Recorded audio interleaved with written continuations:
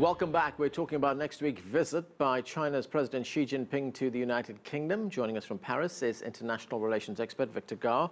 With us here in Washington is award-winning journalist Simon Marks. From London, we're joined by financial analyst Louise Cooper, and with us from Beijing is Cui Hongjian. He focuses on China's foreign policy and relations with the European Union. Louise, let's look at one aspect of the relationship between the United Kingdom and China, and that is the UK actually broke with its, let's say, traditional ally, the United States, by becoming an investment partner in the Chinese-led Asia Infrastructure Investment Bank. What was behind that decision? Well, I think we've got a Chancellor who's focused on delivering growth in the economy. And I think he's, as I was saying earlier, he's been advised by Jim O'Neill, developer of BRICS, that the growth should be in the developing countries in the future, in particular China. Now, again, we've discussed already the rapid slowdown in the Chinese economy. I mean, only on Thursday here in the UK, the luxury goods firm Burberry warned that sales in China, in Asia Pacific, were actually falling, which suggests, Burberry's made a load of money, as many luxury goods firms have done, from the growth and the wealth of China. And so there's a lot of concerns about the slowdown in China. But notwithstanding that, we have got a country that's saying to its businesses, or politicians that are saying to British business, you must go out and do business in these markets because they are the growth markets of the future, especially given the sluggish recovery we've seen in the Eurozone. The continent is our biggest trading partner still, but of course, while it continues to be sluggish, that's not great for the UK. And like many countries, we are very heavily indebted and we need growth to pay back our debt. One of the things I think is actually quite interesting is that the UK is a small island nation of just 65 million people.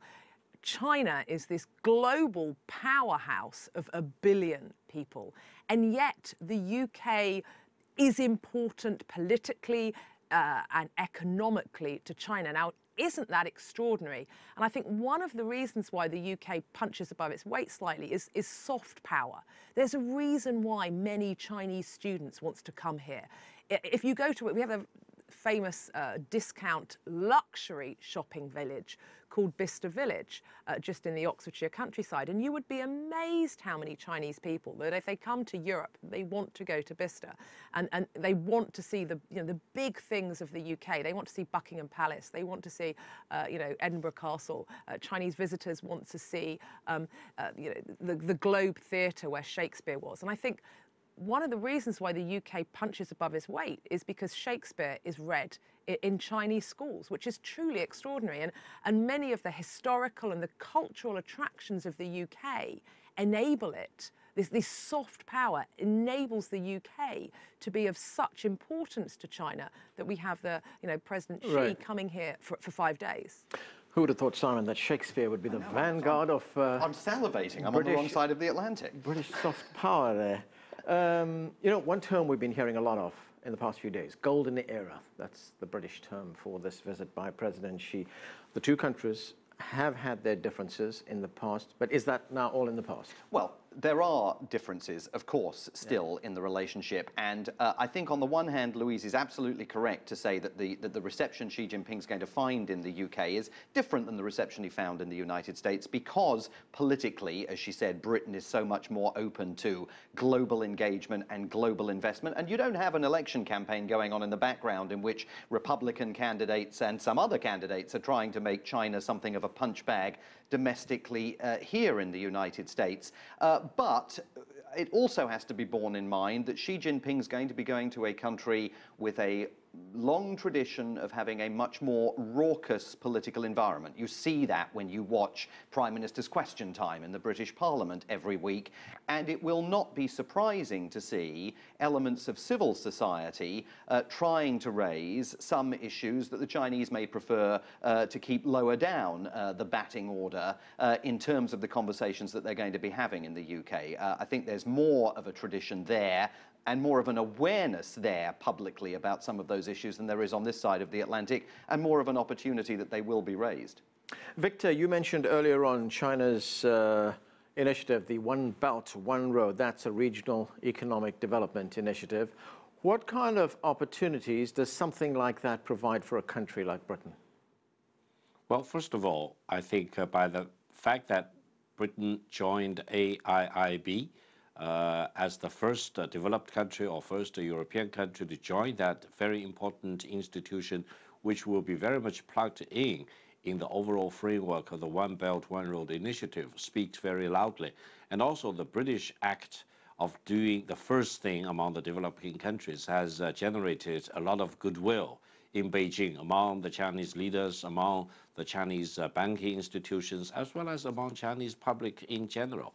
Secondly, I would think that the UK can really provide a lot of financial services, not only to the Chinese companies, government institutions, financial institutions, which will be very much plugged into promoting One Belt, One Road, but we are talking about 66, 67 countries involved along the One Belt, One Road framework, and many of these countries will receive Chinese investments, will receive investments in manufacturing capacities transferred from China. And I think you are talking about potentially a very big pipeline of financial products, financial services that the British financial center and the financial institutions will be able to use their creativity and their financial creativity to help fulfilling all these financing needs going forward. And it's not just for the coming years, it's for the coming decades. And I think this will help the British system to be more integrated with this Chinese big push for the One Belt, One Road.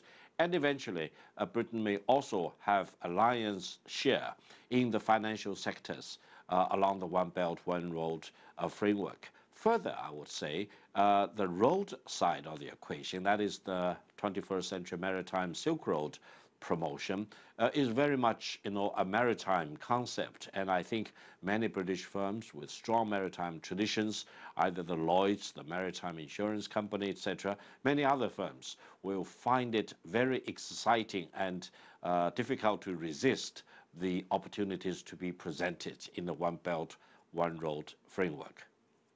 Right, Dr. Xu, you mentioned earlier that the two countries will sign a political document. What will be in that document? I think exactly. If we take a notice that recently, especially recent years, it's a kind of, the way of thinking or doing something to, strengthen this strategic partnership between China and some European countries. Because as we know that now already China signed the document, a kind of guideline of this cooperation between China and Germany, between China and France. So I think at this time, perhaps that China will follow the way to, get some consensus with the UK government and to sign the, joint statement like this. Because I think that it's a very important thing that, frankly speaking, from Chinese side, I think still there is a concern about this China-UK relations is how about the continuity of this policy by UK government to China? Because as we know, maybe in another 5 years, there is not the Conservative Party on the stage. So at that time, how could China-UK relations go? So I think it's a very natural logic from China, from UK, say that okay, we need to have a framework. We need to have a document to fix some achievements and to get some idea how we could do something at this moment and how is this prospect from both two countries in the future. Cui Hongjian, Victor Gao, Louise Cooper, thanks to all of you for joining us. And Simon, before I say goodbye to you, one very quick question.